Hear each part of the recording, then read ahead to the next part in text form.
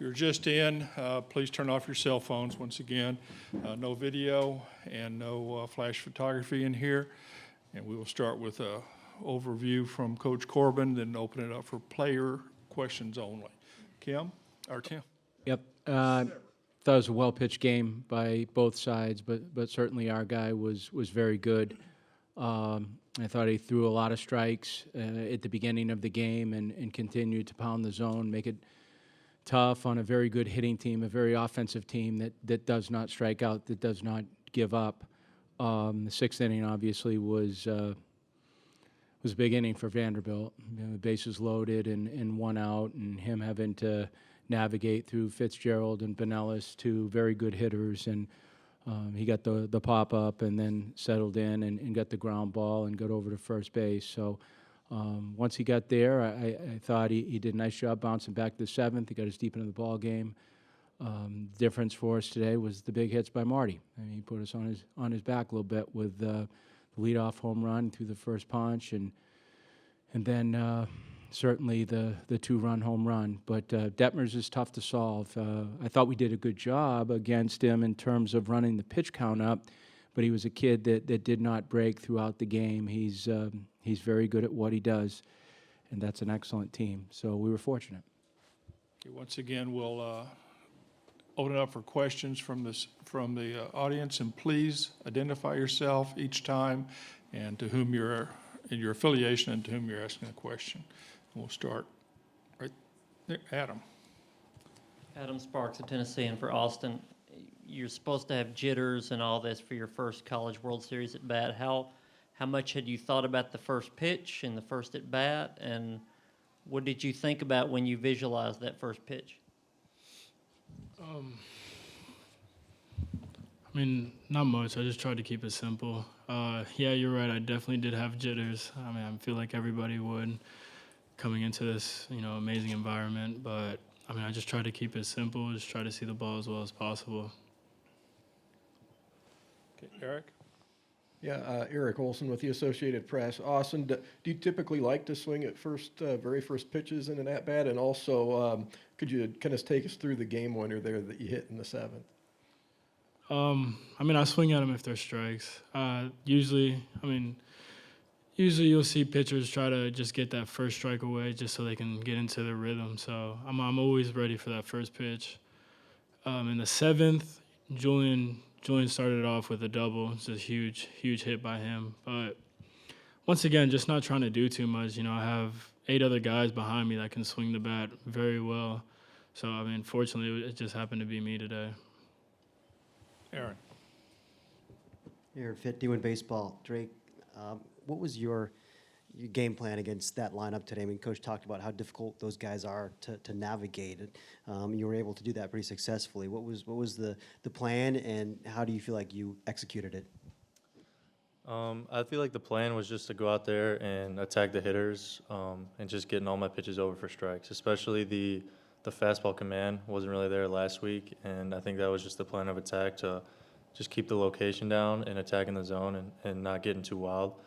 And then the offense gave me a little bit of boost as well with Amar's 2 home runs, which gave me a little bit of cushion, a little bit more comfortable to go out there and just attack the hitters. Matt Uranus, White and Blue Review. This is for Austin. On the go-ahead home run in the seventh, it seemed like it kind of got in on your hands a little bit. How were you able to maybe adjust and get the barrel on it? It was an off-speed pitch, so, I mean, I had a little bit extra time. Coming into that, I actually talked to Harrison, and he was telling me that he was attacking in. So thanks to him, I took his advice, took a couple of steps off the plate, a couple inches away from the plate, so I gave myself a little bit more room. I saw the spin early off my front shoulder and just tried to put the best swing I could put on it. Right here. Joe Healy, Baseball America. Drake, how much of a lift does that leadoff home run give you guys, not just for you personally, given that it's in support of you, but also just as a team to get off to that kind of start against a guy like Detmers? It's huge. That gets everybody going, and, everybody in the lineup can do some damage. And for Austin to lead off with the first pitch for a home run is huge and gives everybody that confidence that they need. Adam. For Julian, Louisville's coach in here a minute ago said we lost to their best player, talking about Austin. You got JJ, you got Austin. I'm not asking you to vote on the best player on the team, but what does that depth mean to have more than one guy be that caliber of player on this lineup? I mean, simply today, Austin was the best player for us, and he did perform amazing. And to say that is true. He did a great job. But again, our lineup, I think we can do some damage 1 through 9, and that's exciting for us. But at the end of the day, it's just we're all good players, and we all approach the game the same way. And there's no best player, and there's no player on this team that thinks they're the best player. Okay, this will be the last question for the group here. Well, this is pressure. Austin, Eric Olson, AP. Hey, so you're 4 of your last 7 over the last 2 games, all 4 are home runs. How much discipline does it take for you? You got 11 in your career. How much discipline does it take for you to keep that in perspective when you go up to the plate on Tuesday? I mean, I don't try to think about it too much. I try to separate every at bat into a different AB.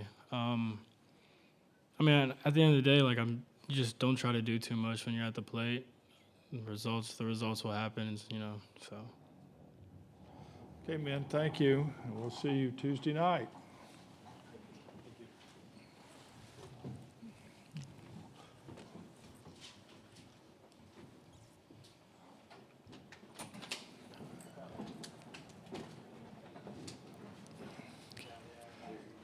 Wait till them clear out, and then we'll get questions. You can start over here to Adam. We'll get you next, Mike.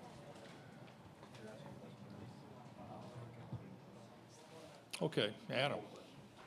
Tim, I don't know if clutch is the word, but could you just talk about what Austin did in terms of doing that in his first College World Series game? And is it possible a 400 hitter can be overlooked with JJ also on the team? I guess it depends on your game plan and your perspective and what you want to do. I don't think so. He certainly doesn't get overlooked because people realize he's a good hitter. He's just a very competitive hitter. He's a very competitive player. I mean, the ball to him has a tremendous amount of meaning. That's on the offensive side of things and defensive side of things. He's just as good a competitor as we've had. But I don't want to throw the word clutch on him because I think he's so consistent in what he does. It's just game after game. He doesn't take games off. He doesn't take pitches off. He's just a very good focuser, if there's such a thing. He focuses so well from pitch to pitch, and everyone, their goal is to play that way, but he does it. Okay, back here with Mike. Mike Lopresti, NCAA.com. A little bit along that same line. You understand what this is like and the tension and that the kids have to feel and get starting out like that. How much do you enjoy just watching the kid go up there, feeling what he must have been feeling in his first at bat and doing what he did so quickly? Well, I'm happy for him that he can do that. I think this is a very difficult game to play. I think it's the toughest one all teams have to play. To start off in this environment, I mean, we've done it 4 times, but it's not easy. I told them when they got through that game, that might be the most difficult game they play, regardless of what happens after this. But it's real. There's an adrenaline rush, and to settle in, and Austin, in that moment right there, his ability just to center a baseball, not understanding the rhythm of the pitch and the speed, and Detmers has that good spin rate to his fastball. I mean, that's a clutch moment. Those are different people that do those things. That's not common. Joe, we'll go with you. Joe Healy, Baseball America. What would you say has been the biggest catalyst for Austin going from where he was last year, being a really quality, nice player for you guys, to being on another level this year? Doing better academically, centering. I mean that. Brain, development of the brain. It's the one reason kids come to college. I think if once you start to understand routine, you start to understand mental organization, then you start to understand what success is, and it's just doing a lot of small things right on a daily basis.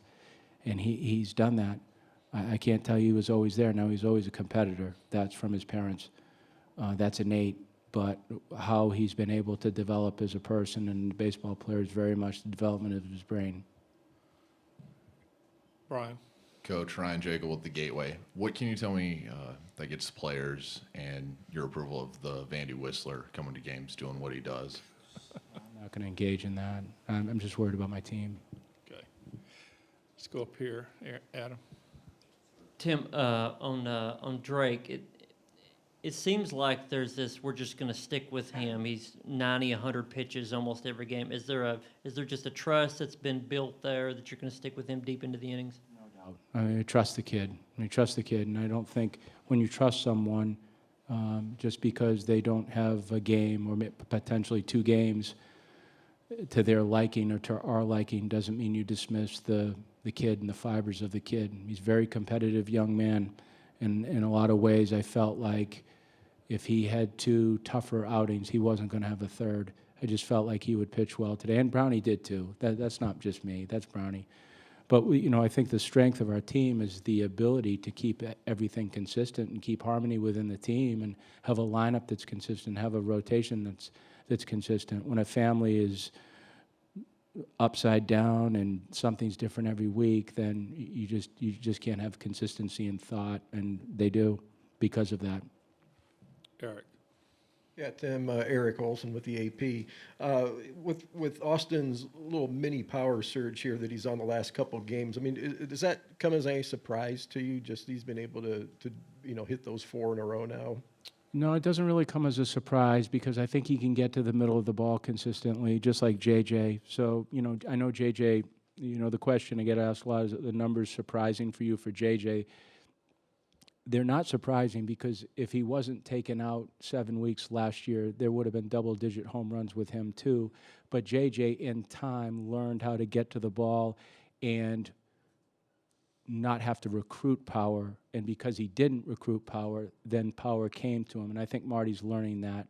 I think there's a time in a hitter's life where you start to understand how to hit the ball. In the swing that he took today, I thought that was a very good pitch.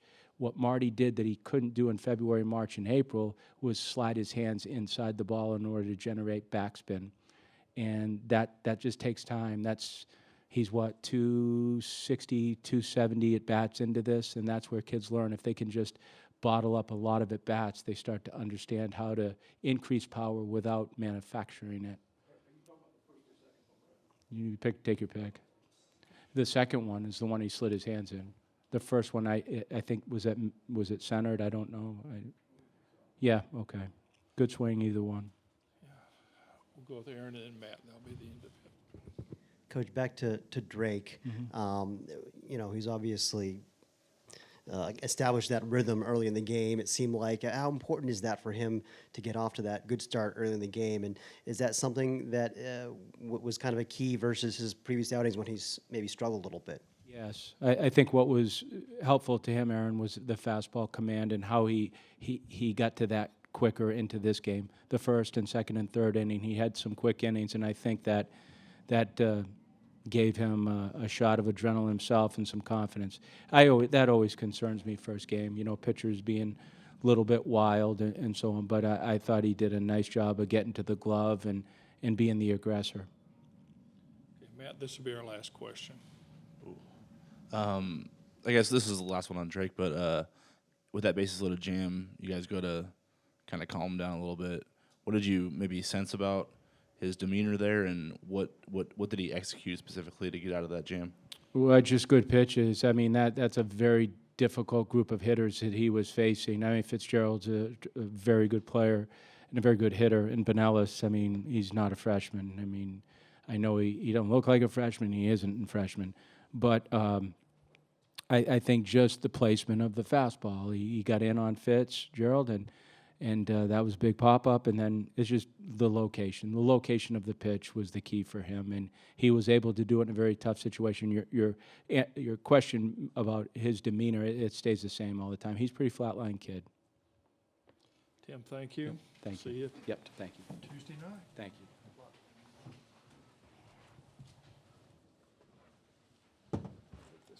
Thank you, Bill. That was fun. Yep, thank you.